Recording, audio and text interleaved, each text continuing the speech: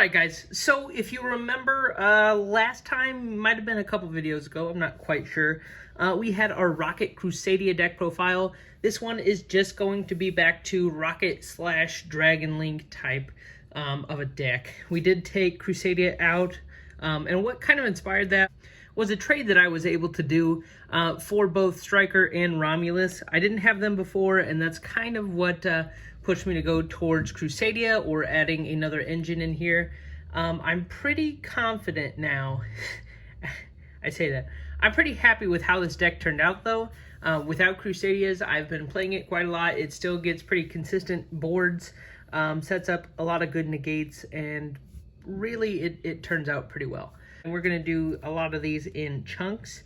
So the first one we're going to do is our Rokket package, which I might actually trim down. I don't know.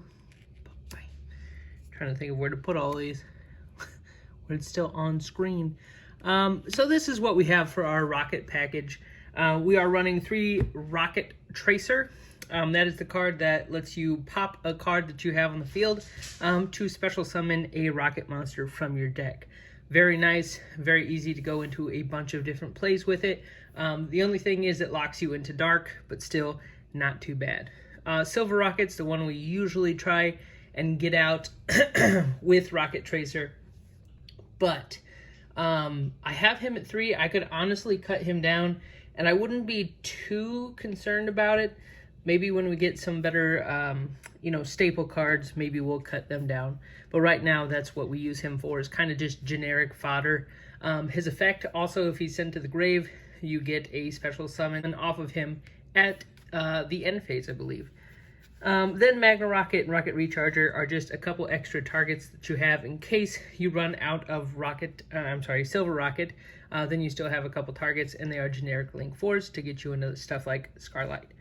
Rokket Synchron, our other tuner, I could honestly cut him.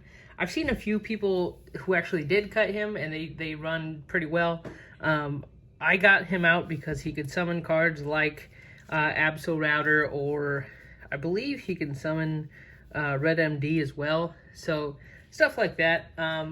Maybe with the errata, we'll kind of work on maybe cutting him out, but keeping him in the deck for right now. Next up, we have the cards that get sent to the grave most often. They're kind of our Dragon Shrine / Foolish Burial targets, and that is Absol Router, so I'm trying to line this up, and 2 Galactic Spirals. I started running Galactic Spirals. I don't believe I had them in the last build, but I started running them because of cards like Dingirsu getting a reprint, and I had a Hope Harbinger, so I have him in there, and really love how they play. Super easy in a Rokket build to get him out as well, out of the graveyard or out of your hand. All you need is 2 light and or dark dragon monsters on the field, and you can special summon him, activate his effect, and go off from there. Really love that. Absol Router gets you a Rokket monster when he is sent to the grave. You can add a Rokket monster from your deck to your hand, so also pretty nice. I just don't like running them any more than 1, really. All right, our newbies, boom. 2 Parallel Exceed and 2 Hibernation Dragon. Bam. I think I moved the entire mat. Okay, so Parallel Exceed. He is a new one. He is not tournament legal, I believe, in the US right now until Eternity Code officially releases. They pushed the date back. I was able to get my hands on 3 copies, but right now I just want to point out that he is not tournament legal. But when you summon a Link monster, you can summon him from your hand to a zone that the Link monster points to, and then use his effect to summon another one from your deck. And they both, I believe if they're both special summoned by his effect, he goes down to level 4, and then also his attack and defense get cut down to 1,000. But super easy to go into anything that's generic rank 4. If you have rank 4 Xyz, you could do that. You could go into a synchro with him, not with them solely, but with a Rokket Tracer or something on the field, or even link off further. You have 2 extra bodies on the board, and that is great. And then Hibernation Dragon, we're gonna move him over. Secret rare, very cheap, but basically And I actually, sorry, I should probably put him with Absol Router and Galactic Spiral, because I do tend to pitch him a lot. He's only a level 3, doesn't have the greatest attack and defense stats, but pretty decent. One second, I need to check where my other dog is. Okay, he's looking out the window. But pretty decent. But the main thing that he does is if he's in the graveyard and you have a Link monster in your graveyard, you can banish him to summon that Link monster. So if you have a big bad Boral Load, Boral Sword, whatever, and he gets overtaken by something, then you just banish him and you get him right back. So phenomenal card. I don't know why a lot of people don't seem to run him. I don't believe he's banned or limited or anything, so that might be a card to pick up if you're looking to build. 1 Chaos Dragon Levianeer. Without Crusadia, this card kind of loses a lot of its playability, because the whole draw of him with my Crusadia build was dumping Dark and Light to destroy 2 of your opponent's cards. But unfortunately, since I have a mostly Dark deck, I am only able to get rid of one of the cards in their hand, and that's about it. So it's still a decent effect, and you do get a level, I don't know what he is off the top of my head, with 3,000 attack out of your hand. So it's good, but like, I don't know. Might cut him down, we'll see. White Dragon Wyver Buster and Black Dragon Collapse Serpent. This is another one. Black Dragon Collapse Serpent needs a light monster to banish from the graveyard to summon it. And the only one I have in my deck, I'm pretty sure, is White Dragon Wyver Burster. Sorry. And I believe it's the exact opposite for Wyver Burster, where he needs to banish a dark, so that's super easy to get him out. But when Wyver Burster is gone, you can go into, you can search out a Black Dragon Collapse Serpent and go from there. So very nice cards to have. I would almost consider cutting him, but because of his search, I kind of just leave him in. But we'll see. 1 Tempest, 1 Lightning, 1 Red MD, and 1 Black Metal Dragon. So we kind of run the big bad and then the baby bad versions of each of these dragons. Basically what Black Dragon does is when he's sent to the graveyard, usually I use like Rokket Tracer to get out a Rokket, and then it also adds Red MD to your hand. So that's how I use them. And then Red MD, you guys know, can easily abuse his right now, but that's going to change soon with the errata. Right now, if you, I believe you get him out usually like with LP or something like that, and then you can use his effect to special summon again, and then you get rid of him, and then you can bring him back, and then use his effect again. I believe that's what they're changing, so we'll see. We'll be on the lookout for that. Then you have Tempest and Lightning. Lightning basically just gets you Tempest. And then Tempest, you can dump wind monsters, which I have a few now. I believe Parallel Exceed and Lightning to, what is it? Oh, to add a dragon from your deck to your hand.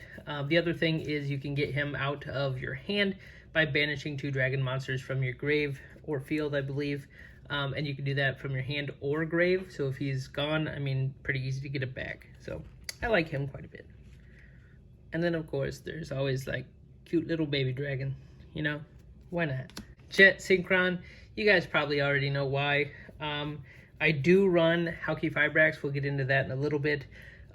It's something I've just been playing with. I don't know if it's going to last, but for right now, it does pretty well. Easy to, I can pop him with Tracer, or I can just use him. I can discard him for Dragon Ravine, and then he's in the grave, and then you can get him back later on, or Hauki Fibrax searches him, and then you can go off from there. 3 Ash Blossom to prevent adding cards to hand, what I believe it's special summoning from the deck, all kinds of stuff, just a decent hand trap to have. I don't know if we'll need to change her out before everything reopens, but we'll look at that when the time comes. 3 Boral Regenerator, 3 Quick Launch, and 2 Boot Sector Launch. So I did bump Boot Sector up to 2 because we are running Striker now. I like to see it, but not that much. So usually if I see one, I'm okay with it. And then you can grab your second or grab the first one if you didn't draw into it with Striker. And I like it. Play out of your hand or your graveyard, so very cool. 3 quick launches. A rocket monster from your deck to your field. Excuse me. And then Boral Regenerator. This is another card I see people cut all the time. I really like it though. Drags a rocket from your grave to your side of the field, and then also get you a draw if it's destroyed. So I don't know why people seem to cut that. Dragon Shrine, Foolish Burial, and Dragon Ravine basically all serve the same purpose, and that is to pitch a card to the grave. We don't have any normals, so we can't really take advantage of Dragon Shrine's effect fully, but still gets us a pitch. Foolish Burial gets us a pitch, and then Dragon Ravine also gets us a pitch, but comes with the cost of discarding a card, which can be helpful at times. 1 World Legacy Succession, which is very nice if you have something like a Saryuja. You can special summon a monster from your graveyard to a zone that link monster points to, and that is incredibly helpful. I only run 1 because that's the only one I have. Eventually I'll pick some Guard Dragons up and maybe a second Succession, but we'll see. And then our last card is Crackdown. We bumped Crackdown up to 3. They're just in the mail, so they're on their way. And then we traded off our impermanence for a few cards. Not the Striker, that was a different card, but we traded it off for a few things for other decks. All right, jumping over to our extra deck. We have 1 Striker Dragon. Only have the 1. I don't see myself bumping it up to 2, but we'll see. And then our Romulus, basically serving the same purpose, gets us Dragon Ravine, and then gets us Boot Sector Launch. Different cards though, so I mean, do with that what you will, but both good cards to have, and can easily combo off. Oh, and then Striker Dragon actually has another effect where you can banish a face-up monster you control, including himself, to special summon a rocket from the grave, I believe. Or, well, yes. Okay. So, pretty neat.